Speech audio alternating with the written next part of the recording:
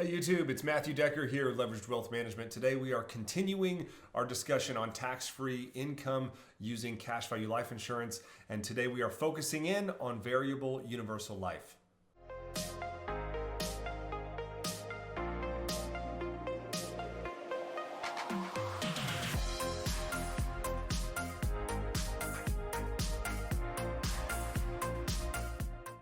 So we started this series off talking about cash value life insurance as a tax-free retirement income, and we've gone through whole life insurance. We've talked about index universal life insurance. We've showed you the tax code that specifically talks about how life insurance is tax-free, both from a death benefit standpoint and from a cash accumulation standpoint. And today we're going to finish up by talking about variable universal life, which I would say is typically not something that is used for tax-free retirement income. We'll get into that in a little bit here, but I want to go back to where we left off last week in discussing this risk continuum here as it relates to cash value life insurance. So if you remember, we talked about, you have cash on one side of the risk spectrum. And if we try to find like the riskiest asset today, we might say that, crypto is on the far side of the continuum from a risk standpoint. And so far we've talked about whole life being, as more like a CD alternative. We've talked about how IUL, Index Universal Life, gives you an outsized return potential for a smaller increase in risk. And variable universal life is the riskiest type of cash value life insurance outside of something like a private placement. And so because that variable universal life is on the risky end of the spectrum, there's a couple of reasons as to why our general advice is that it should not be used as a tax-free retirement vehicle. But before I tell you a bunch of negative things about variable universal life insurance, I want to tell you what it is good for and maybe what the best use case is. And so again, since variable universal life is on the far end of that risk continuum, the way that I would frame the conversation is variable universal life is going to give you unlimited upside potential. So we'll say unlimited. But it's also going to give you unlimited downside potential. So you should think of this as the way that you can get market linked returns both on the upside and on the downside. Unlimited upside, unlimited downside. The way that you can get market linked returns inside of a cash building life insurance contract. And so when we talk about what this is used well for, well, it's the riskiest type of cash value life insurance, which would mean that you should expect the highest ROI. So you should expect the highest long-term rate of return inside variable universal life. So where this is a great fit is for young people. For young people looking for exposure to the market, and they want to take advantage of the unlimited upside potential, knowing that there's also unlimited downside potential. If you're young and you want the highest potential rate of return, then variable universal life is where you look. This is a high-flying accumulation product. So that's how we'll classify it, a high-flying accumulation product. Now that's great if you're young and you're looking for accumulation, but there are also some negatives to this idea of getting market exposure inside of a life insurance contract, because this is also the most expensive form of life insurance. And the reason it's the most expensive form of life insurance is because you still have all of the fees associated with life insurance. You have M&E charges, and you have fees inside the actual mutual funds that you invest in inside the life insurance contract. So if you think about investing in mutual funds, you're paying some form of a fee to invest in mutual funds. And if you just simply stack those mutual funds inside a life insurance policy, now you're also tacking on all the fees associated with the life insurance. So it's the most expensive way to use a cash value life insurance policy to get market exposure. And that's fine if you're young looking for maximum accumulation. But Once you get into an income phase, or once you start to try to utilize these policies for tax-free income, all of a sudden the tables kind of get turned on you. And it's a concept that we've talked about before. So what I want to do is I want to show you a variable universal life insurance policy here. I'm going to share my screen with you and try to articulate this concept. So keep in mind, this variable policy has unlimited upside and unlimited downside. Now, one limitation of variable policies is that you're never going to see a really high rate of return, 5.5% rate of return. There are some funds in this contract that should outpace that 5% return. That's not super important for right now, but let's just talk about the relationship between fees, death benefit, and cash value. So inside this variable life insurance contract, we're going to focus on these two columns right here, surrender value and death benefit. So let's get out past the surrender schedule, which is basically right in here. So every single year inside this variable universal life insurance contract, your fees are going to be based on a very simple equation, and I'll just type it right here onto the illustration itself. So it's going to be death benefit minus cash value. So they're going to take your death benefit, they're going to subtract out your cash value, and they're going to multiply that net amount at risk, that's what that's called, net amount at risk, by your cost of insurance factor. And this is how pretty much every single cash value life insurance policy is going to work. Death benefit minus cash value multiplied by your cost of insurance factor. The reason that variable universal life is difficult to work with in an income stream is because of the unlimited downside potential. So let's assume for a second, we'll put this over here.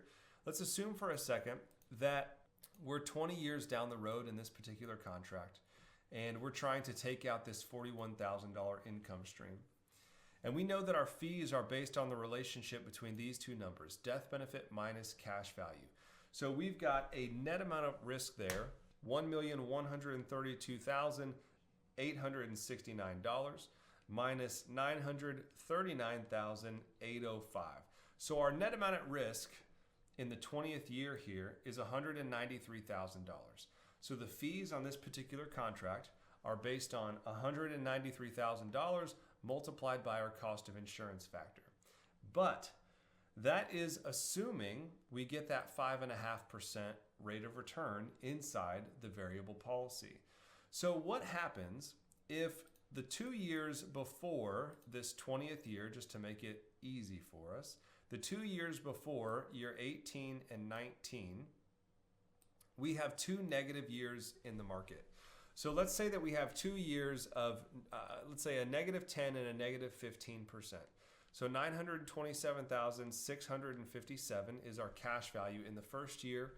Let's say times 0.9, a negative 10% return. And then, so that gets us to $834,000, okay? $834,000 times 0.85 for a negative 15% return. We're at $709,000. So 709 is our new cash value here. In fact, it's 709,657. That's our new cash value inside the 20th year. And if we recalculate our net amount at risk, 1.132 million, 869 minus 709,657, our net amount at risk is now $423,000. $423,000 is now the net amount at risk here in year 20, which means we've more than doubled our fees in the 20th year versus the illustration that we're looking at. And that's how very quickly these policies can start to turn against you, because here's how this actually plays out in real time. As the market starts to drop, as you have negative market performance, the fees still have to be paid every single year. And if the fees have to be paid out of this variable universal life insurance contract and you're not paying any premiums, they have to sell shares. They have to sell shares of the mutual funds in order to pay the fees. Well, if you have to sell shares to pay the fees, you're essentially locking in your losses. You're guaranteed to sell low and buy in high, because as the market performs negatively, your fees increase because the net amount at risk widens, death benefit minus cash value. If you go backwards by 10%, that means your cash value goes down by 10%, but the death benefit remains the same, therefore your fees increase. And in order to cover those fees, since you're not paying any premiums in this example, in fact, we're doing the opposite, we're taking money out. Since you're not paying any premiums and you still have to pay fees, and your fees have just increased, you have to sell more shares of the sub-accounts or the mutual funds inside the contract to cover the fees. And so you get yourself into this downward spiral of negative returns where you actually have to sell more shares to cover the fees, and your fees are increasing at the same time. And it's a very difficult game to maneuver in the variable universal life insurance space. So I just want to recap what we're looking at here, because once we get through the end of this example, hopefully it opens your eyes to the way that this should be used. So we've got $100,000 in over 7 years, and this is the exact same example that we've looked at in all the others. We got a $2.2 million death benefit. This is a variable universal life insurance contract. It's generating $41,000 a year. The problem with that $41,000 a year is it is totally subject to market losses, and those market losses can make your cash value drop substantially, which is going to widen the gap between death benefit and cash value, which in turn increases your fees, which means you have to sell more sub-account shares in order to cover those fees, and it's a downward death spiral. But what if we use this policy the way that it should be used? What if you purchased it while you were young, you let it accumulate dollars? Let's say we could even purchase it while we were 50. In fact, we could use this exact same schedule. So $100,000 a year, 7 years, we let this policy accumulate right here to year 14, and then we take this cash surrender value, and I actually knocked off $10,000 from this just to make it more conservative. We take that cash surrender value and we 1035 it into a policy that can't lose money, and then leverage it for an income stream. And this is what that would look like. So this is a North American product, which I don't even think is necessarily the best product to do this in, but nonetheless, that's what we did. So we got a $1.1 million death benefit. We 1035'd in $883,000, which is $10,000 less than what the variable contract had in there. And we start a lifetime stream of distributions, and we're generating $67,000 a year, tax-free for life with no market risk. So what have we just done? We've used the variable policy for something that it can do well, which is accumulation. We've 1035'd the money out of the contract once we get into the distribution phase, because this policy was going to generate $41,000 a year and still be subject to market risk. Well, we don't have to do that. We 1035 the dollars out into a fixed product. It goes in year one, it generates about the same death benefit, and we start an income stream that's more than $20,000 higher, tax-free for life, and we've taken market risk totally out of the equation. So in my opinion, this would be the best use case for a variable universal life insurance contract. You get into it when you're in your 30s, maybe even your 20s, or at most your early 40s.